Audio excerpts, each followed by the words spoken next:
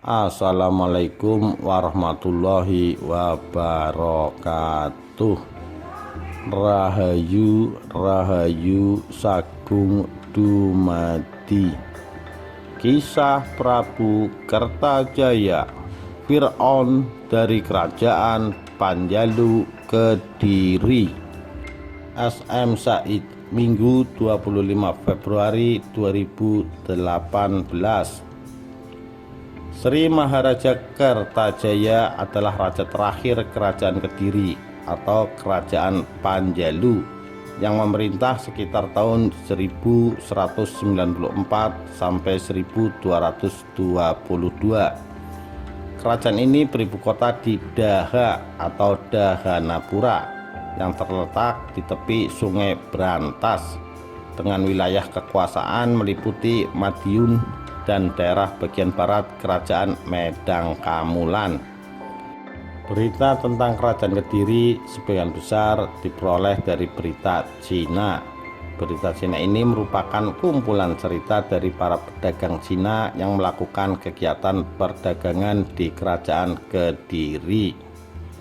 Bukti sejarah keberadaan tokoh Kertajaya yang merupakan raja terakhir Panjalu Kediri adalah dengan ditemukannya prasasti Galunggung 1194, prasasti Kumulan 1194, prasasti Palah 1197, dan prasasti Wates Kulon 1205. Dari prasasti-prasasti tersebut dapat diketahui nama gelar Abhiseka Kertajaya adalah Sri Maharaja Sri Sarweswara Triwikramawatara Anindita Srenggalacana Digjaya Utunggadewa. Nama Kertajaya juga terdapat dalam Kakawin Nagara Kertagama 1365, kitab sastra yang dikarang ratusan tahun setelah zaman Kerajaan Kediri oleh Empu Prapanca, seorang tokoh agama di Istana Majapahit. Sedangkan dalam kitab Pararaton, Kertajaya disebut dengan nama Prabu Dandang Gendis. Konon dengan kesaktiannya, Prabu Dandang Gendis mampu duduk di atas tombak tajam yang berdiri tanpa terluka sedikit pun. Dikisahkan pada pemerintahannya, Prabu Dandang Gendis menyatakan dirinya dewa dan ingin disembah para pendeta Hindu dan Buddha layaknya Fir'aun dalam masa Nabi Musa alaihissalam yang mengaku sebagai Tuhan. Rakyat pun dipaksa menyembahnya. Bagi yang tak menurut akan dibunuh.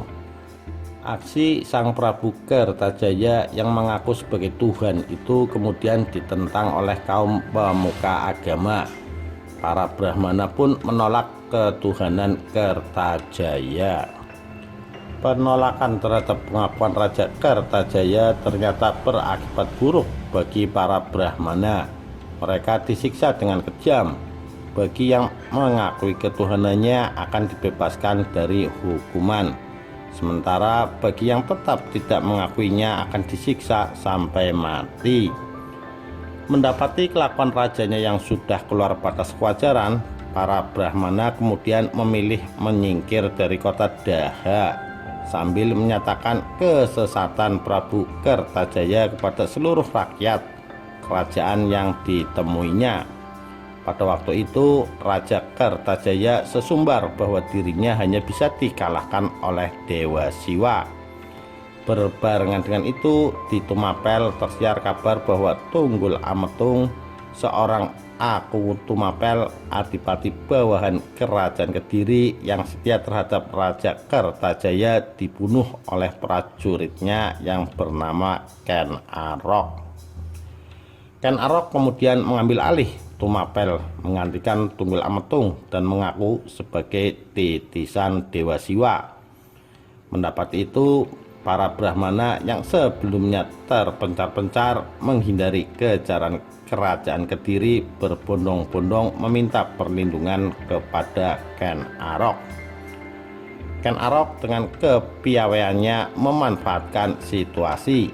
Dia lalu mencari simpati para Brahmana dan berjanji bahwa akan melakukan pemberontakan terhadap Raja Kediri Kertajaya yang mengaku dewa atau Tuhan.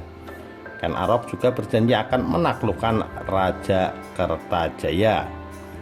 Kemudian para Brahmana menganugerahi gelar pada Ken Arok dengan gelar Batara Guru. Mulai setelah itu Ken Arok ditetapkan oleh para Brahmana sebagai perwujudan atau titisan dewa.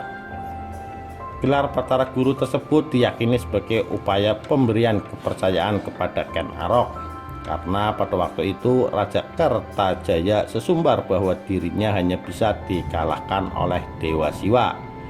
Sebagaimana diketahui bahwa Batara Guru merupakan nama lain dari Siwa.